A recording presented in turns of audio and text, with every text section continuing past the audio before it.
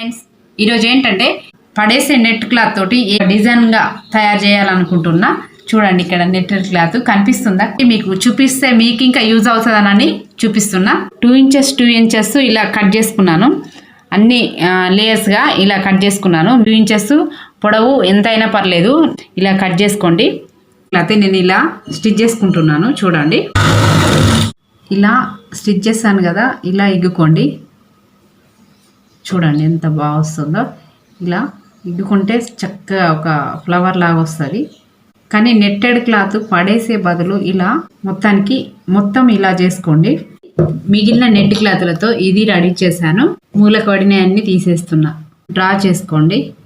ఇలా డ్రా చేసుకున్నాను. దీనిపైన నుండి ఇది నెట్టెడ్ క్లాతే. ఇలా పట్టి ఇగ్గేది ఉంటే కుచ్చులు వస్తుంది. చూడండి, ఇలా గీసుకున్నాం కదా, సైడ్ నుండి ఇలా లాస్ట్ వరకు లాస్ట్ బార్డర్లో స్టిచ్ చేసుకోండి. నేను స్టిచ్ చేసి చూపిస్తాను. సరే ఫ్రెండ్స్, ఇలా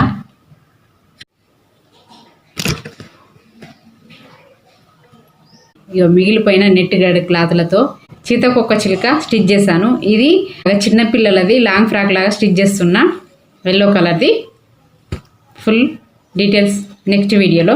మిగిలిన నెట్ క్లాత్లు అస్సలు పడేయకండి, ఎందుకంటే చాలా యూజ్ అవుతాయి. చాలా డిజైన్స్ ఉంటాయి.